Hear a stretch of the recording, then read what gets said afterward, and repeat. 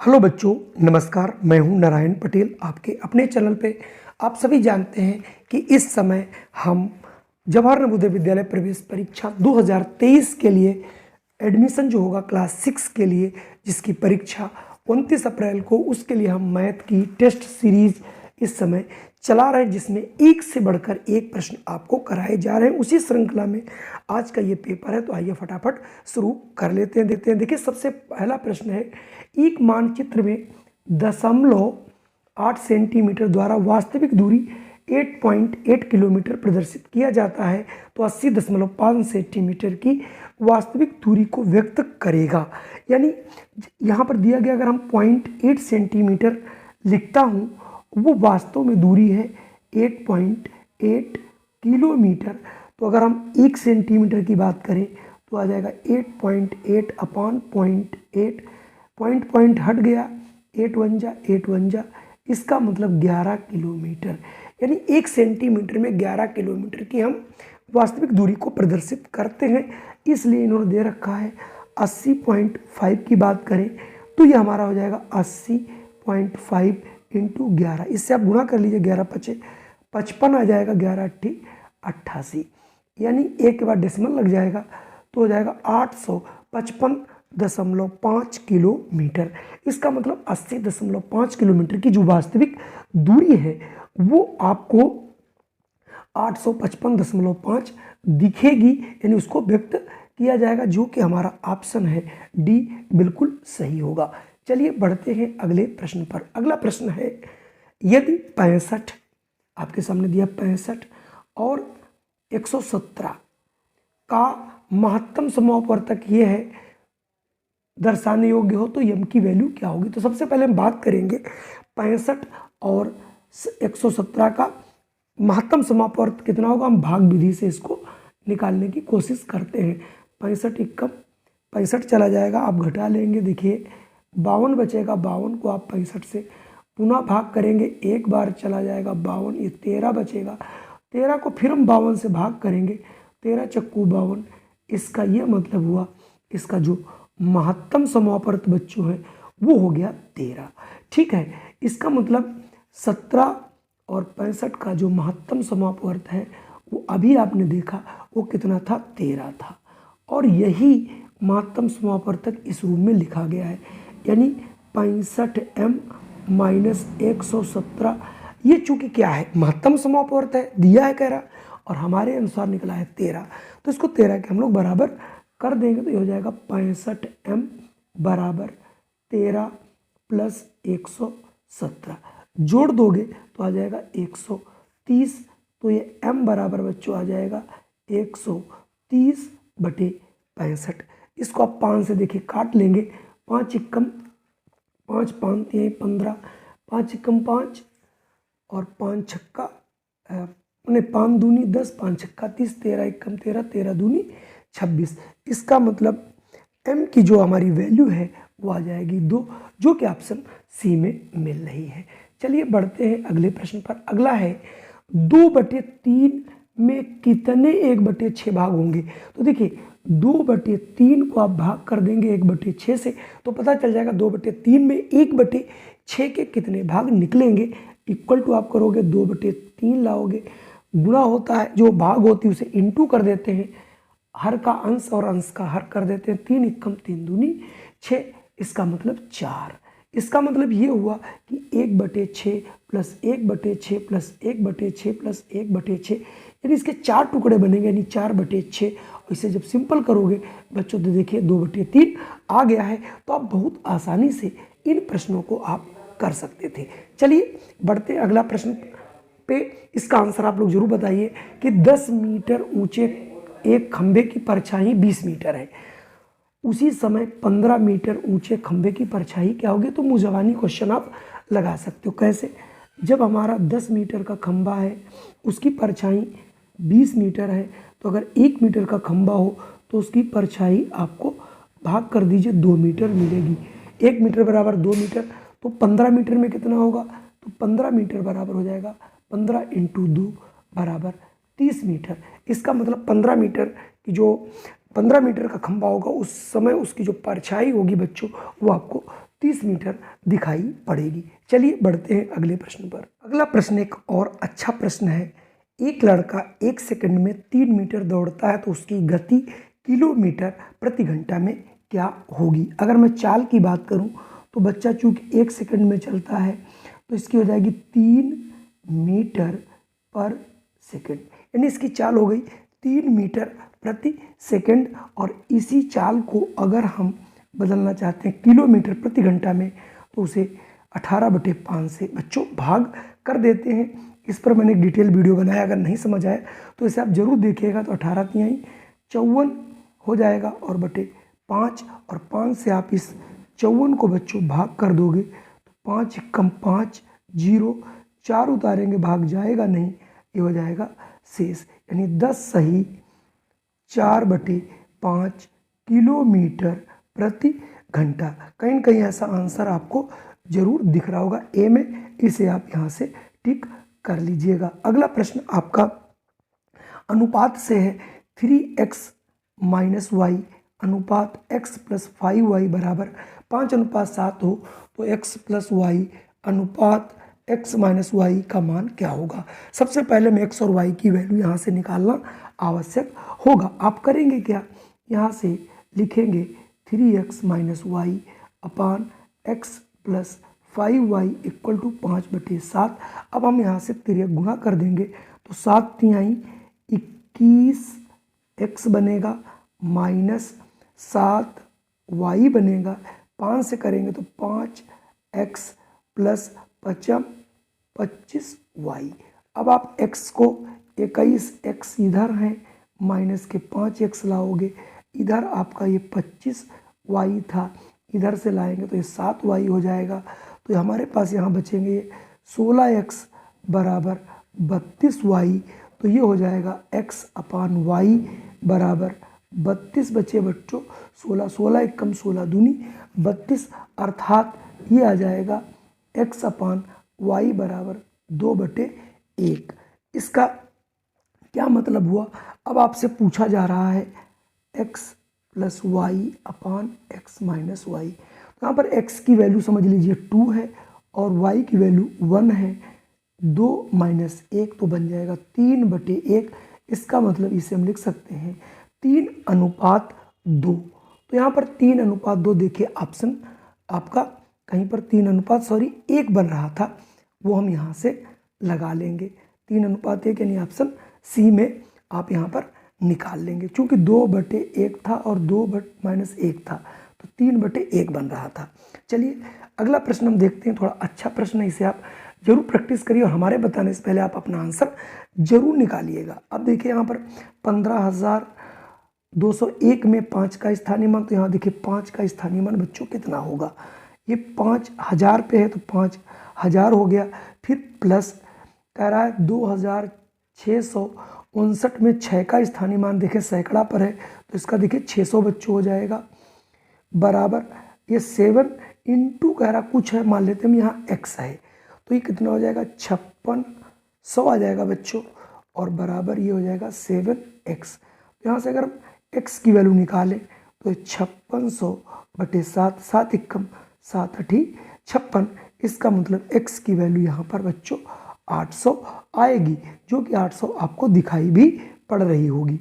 अगला प्रश्न परसेंटेज से लेकिन अच्छा प्रश्न है। x का 60%, x के 75% से 30 कम है। इसका मतलब x का ये प्रश्न क्या कह रहा है 75% निकालो और उसी x का आप 60% निकालो, और इन दोनों का जो अंतर है बच्चों वो 30 है। यानी 75% जो है 60%, 75 से 30 कम था तो मैंने 75 से 60 को घटा लिया। अगर आप यहाँ से देखें तो इसे आप बहुत आसानी से निकाल भी सकते हैं और इस प्रश्न को लगा भी सकते हैं। तो ये हो जाएगा देखिए बच्चों 75x प्रतिशत हटाएंगे बटे 100 लिख देंगे माइनस ये 60x बटे 100 हो जाएगा और बराबर 30। दोनों को घटा लेंगे भी हम काटेंगे नहीं, 15x बटे 100 बराबर हो जाएगा 30। जैसे इसकी हम यहाँ पर तिर्यक गुणा करेंगे तो हो जाएगा 15x बराबर 30 × 100, और जैसे ही x की वैल्यू निकालेंगे 15 से भाग हो जाएगी, 15 1 कम 15 दूनी 20, 100 दूना 200। इसका मतलब यहाँ पर x की वैल्यू जो है वो बच्चों 200 होगी। चलिए मैं अगले प्रश्न की बात करता हूँ। अगला प्रश्न बेहद आसान और अच्छा प्रश्न है। किसी चतुर्भुज के कोण 2:3:5:8 के अनुपात में है। इनके सबसे बड़े कोण के समपूरक कोण तथा सबसे छोटे कोण के पूरक कोण का योगफल क्या होगा। तो सबसे पहली बात तो यहाँ पर हमें x की वैल्यू निकालना ही पड़ेगा। तो सबसे पहले हम मान लेते हैं चतुर्भुज है। चतुर्भुज क्या होता है, जिसमें 4 भुजा, इसके 4 कोण होते हैं और इन चारों कोणों का योग होता है 360 डिग्री। तो मान लेते हैं पहला कोण हमारा जो है वो 2x है। दूसरा कोण देखो बच्चों 3 है, इसको हम 3x मान लेंगे। और अगला 5x है और अगला 8x है और इन तीनों चारों का जोड़ हो जाएगा 360। जैसे इसको हम जोड़ेंगे तो 8 5 13 5 18, ये आ जाएगा 18x बराबर 360। तो बच्चों यहाँ से x बराबर 360/18 आ जाएगा। और यहाँ से हम 18 कम 18, 18 दूनी 36, x की वैल्यू हमारी हो गई 20। अब यहाँ पर प्रश्न पढ़ते हैं इसके सबसे बड़े। तो सबसे बड़ा कोण इसका था 8x, तो ये सबसे बड़ा, तो सबसे बड़ा 8 इंटू हम कर देंगे 20, तो 8 दूनी हो गया बच्चों 16, 160। सबसे छोटा कितना 2x है, तो 2x 2 इंटू 20 80। अब देखिए यहाँ पर आपसे एक प्रश्न पूछा जा रहा था कि जो हमारा 2 था, सॉरी 20 दूनी 40 होता है। तो जो बड़ा कोण था, बड़े कोण का संपूरक, संपूरक कोण कितना होता है, ऐसे दो कोण जिनका योग 180 अंश हो। तो इसमें 160 में कितना जोड़ दें, तो 180 हो जाएगा, 20 जोड़ दें। और ये पूरक कोण क्या होता है, जो 90 डिग्री होते हैं, यहाँ पर 60 है, 40 है, 40 में कितना जोड़ें 90 हो जाए, 50 जोड़ दें। तो कुल मिला के फिर कह रहा था सबसे बड़े कोण का संपूरक और छोटे कोण का। तो ये देखिए सबसे बड़े कोण का जो हमने संपूरक निकाला, सबसे छोटे कोण का हमने जो पूरक कोण निकाला, कह रहा दोनों का जोड़ कितना होगा, दोनों जोड़ होगा 70 डिग्री सेंटीग्रेड। आपको अच्छी गणित आनी चाहिए, तभी आप इस प्रकार के प्रश्न कर पाएंगे। लेकिन मैं आपको एक एक प्रश्न कराऊंगा और इसके साथ साथ अभी मैं एक्सरसाइज वाइज भी आप लोगों को पढ़ाऊंगा, तो आप मेरे साथ बने रहिए। चलिए बढ़ते हैं अगले प्रश्न पर। अगला प्रश्न, औसत से प्रथम 50 प्राकृतिक संख्याओं का औसत क्या होगा। औसत से पहले हम ये निकालना चाहेंगे कि 1 से लेकर 50 तक की संख्याओं का योग होता कितना है। तो 1 से 50 तक, 1 से n संख्याओं का योगफल जो क्रमागत हों उनका योग होता है n इंटू n प्लस 1/2, यानी अंतिम संख्या और अंतिम में एक जोड़ दो 51/2, 2 एकम 2 और 2 दूनी 4, 2 पंजे 10। इसका मतलब 25 इंटू 51 आपका आएगा योग। और ये कितनी संख्याओं का 50 से, तो इसका मतलब औसत बराबर बच्चों होता है संख्याओं का योग। योग कितना है 25 इंटू 51 और बटे इसमें कितनी संख्याएं हैं 50, तो 50 से कर देंगे भाग, 25 एकम 25, 25 दूना 50, ये आ जाएगा 51/2। इसको जरा काटिए, 2 दूनी 4, 2 पंजे 10, 2 पंजे 10, यानी 50.55, यानी ऑप्शन बी यहाँ से बिल्कुल सही होगा। देखिए अगला प्रश्न है, इनमें से कौन सी संख्या पूर्ण वर्ग है। तो पूर्ण वर्ग होने के लिए मैं आपको बता दूं, कभी भी आपकी अंतिम जो 2 अंक होंगे वो 31 नहीं होंगे, 71 नहीं होंगे, 51 नहीं होंगे। तो इन्होंने देखिए बना करके ही आपको ऐसे अंक दिए गए हैं। इसका मतलब ये पूर्ण वर्ग कभी हो ही नहीं सकते। इनके लिए अब ट्रिक हम पढ़ाया भी है, पीछे के हमारे अगर वीडियो देखेंगे तो उसमें हमने बताया भी है कि पूर्ण वर्ग कैसे पहचानते हैं। तो इसका मतलब यहाँ से ए वाला हो जाएगा और ये जो है आपका पूर्ण वर्ग निकल के आएगा और यहाँ से आप पूर्ण वर्ग लगा पाएंगे। अगर मैं अगले प्रश्न की बात करूँ, अगला प्रश्न बहुत अच्छा है। इसमें बहुत से बच्चे गलत जरूर करेंगे, 90% बच्चे इसमें गलत करेंगे। अब आप यहाँ देखिए, अगला पूछ रहा कौन सा अंक आएगा। तो ये देखिए 2 का वर्ग है, ये 3 का वर्ग है, ये 5 का वर्ग है और ये 7 का वर्ग है। तो आप कहोगे 9 का वर्ग होना चाहिए, बिल्कुल नहीं। आप ये देखिए यहाँ 2 है, 3 है, 5 है, 7, ये सब हमारी अभाज्य संख्याएं हैं बच्चों, इसलिए अगली संख्या क्या होगी 11। तो 11 जो हमारी वो अभाज्य संख्या होगी और अभाज्य संख्या 11 का वर्ग करेंगे वो बच्चों 121 आएगी, इसलिए यहाँ से 121 उत्तर आएगा। इसे आप जरूर याद रखें, वेरी मोस्ट इंपॉर्टेंट आज का प्रश्न है। अगला प्रश्न है संख्याओं 4, 20 और 28 के महत्तम समोपवर्त तथा लघुत्तम समोपवर्त का योगफल ज्ञात कीजिए। तो सबसे पहले अगर हम लघुत्तम की बात करें तो इसमें देखिए सबसे छोटा कौन है बच्चों, हमने जैसे बताया था 4 है, 4 से 5 भी कट रहा है और 28 भी, तो इसका मतलब इसका महत्तम जो समोपवर्त है वो 4 ही आ जाएगा। ठीक है, आप इसी तरीके से अन्य सवालों को कर सकते हैं बिना किसी हिचक के। ठीक है, अब आपके पास देखिए, अब हमारे पास 4 है, 20 है और 28 है।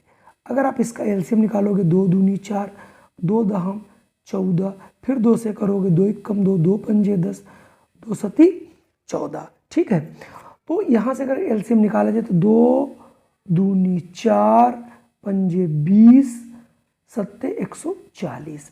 इसका मतलब इसका लघुत्तम जो समापवर्त है बच्चों वो 140 है, महत्तम समापवर्त 4 है, दोनों का जोड़ 144 होगा, जिसे आप बहुत आसानी से निकाल सकते थे। अगला प्रश्न आप लोगों के लिए काफ़ी अच्छा भी है और इंटरेस्टिंग भी है और थोड़ा सा आपके लिए टफ भी है। क्यों? लिखा है भुजा का वर्ग एक एकक वर्ग मीटर में मापा जाए तो विकर्णता रास्ते की लंबाई क्या होगी। भुजा का वर्ग यानी एक ऐसा जो है आपके पास ये वर्ग है जिसका अगर हम ये एरिया निकाला है तो भुजा इसका क्या होता है, वर्ग का भुजा स्क्वायर वो 1 के बराबर है कह रहा है, तो भुजा बराबर बच्चों क्या हो जाएगा अंडर रूट 1, अंडर रूट 1 1 ही आएगा, इसकी सभी भुजाएं 1 1 है। तो इसका विकर्ण पूछा जा रहा है और किसी भी वर्ग का विकर्ण होता है भुजा अंडर रूट 2, भुजा हो गई 1 अंडर रूट 2, तो कुल मिला के अंडर रूट 2, यानी ये इसका विकर्ण होगा और इसकी लंबाई अंडर रूट 2 होगी, जो कि ऑप्शन बी में आपको दिखाई पड़ रही होगी। अगर मैं अगले प्रश्न की बात करूं तो आपके पास है 40, 30, 2, 0 divided by 8 divided by 9 divided by 10। इसमें डिवीजन सबसे नज़दीक से यानी इधर से चलता है, तो आप 40, 30, 0, 20 से डिवाइड करेंगे 8 से, उसके बाद डिवीजन होगा 9 से, उसके बाद 10 से।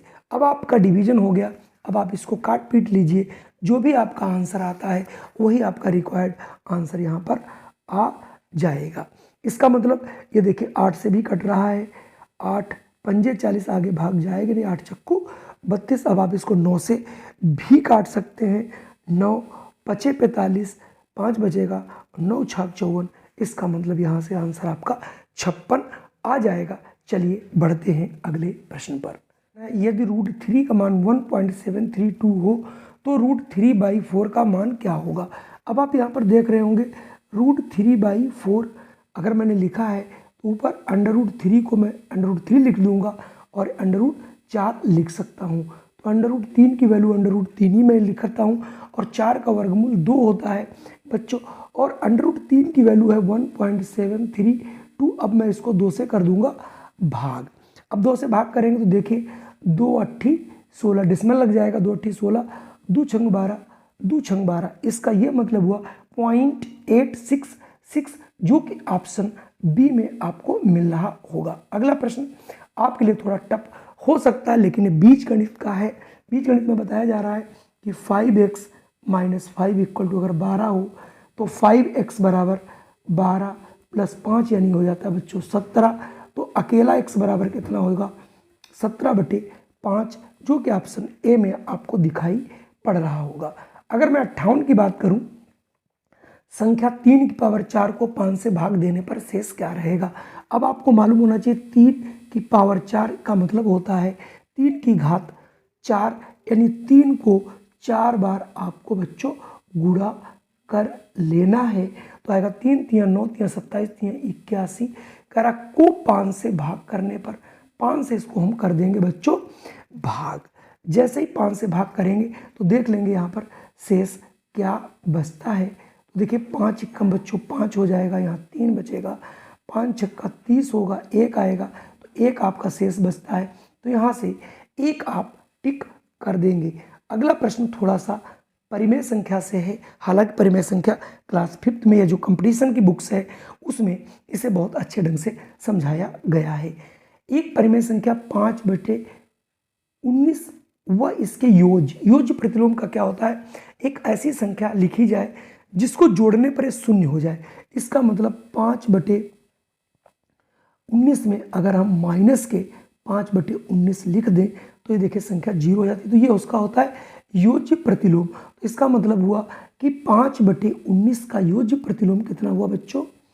-5/19 लिखा। इसके योज्य प्रतिलोम की गुणनफल, तो इसका मतलब ये 5/19 इंटू -5/19 तो 25/19 19 संयम 369 होता है। अगर गुणनफल का प्रतिलोम, प्रतिलोम मतलब उल्टा, यानी इसको हर का अंश का हर कर दिया तो हो जाएगा -361/25, जो कि ऑप्शन ए में सुशोभित हो रहा है।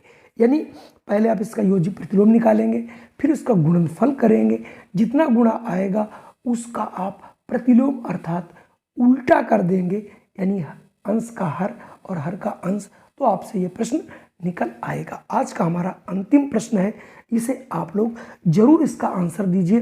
बहुत आसान सा प्रश्न है, चलिए मैं देख लेता हूं। एक होटल में 7 दिन के लिए 280 किलोग्राम चावल की आवश्यकता होती है, तो 42 दिनों में कितने चावलों की आवश्यकता होगी? एक एक नियम से आप इसे बहुत आसानी से लगा सकते थे कि 7 अगर दिन खाना खिलाना है तो आपको 280 किलोग्राम लगेगा। अगर एक ही दिन खिलाना है तो 280/7, और अगर आपको 42 दिन खिलाना है, एक दिन का मालूम है 42 से हम इसे क्या कर देंगे? गुणा कर देंगे और इसका आंसर निकाल लेंगे। 7 एकम 7 चौक 28, इसका मतलब 40 × 42 करना रहेगा बच्चों। तो 4 दूनी 8, 4 चक्कू 16, 1 0 बढ़ जाएगा, यानी 1680 किलोग्राम चावल की आवश्यकता होगी। संभवतः ये आपको प्रश्न सारे जरूर पसंद आए होंगे, प्रश्न भी समझ में आए होंगे। अगर ये प्रश्न मेरे समझ में आए हैं तो कृपया इस वीडियो को लाइक कर दीजिए, और अगर चैनल पे पहली बार आए हैं तो इसे सब्सक्राइब कर लीजिए। इस प्रकार की वीडियो आपको निरंतर मिलती रहेंगी। जय हिंद, वंदे मातरम।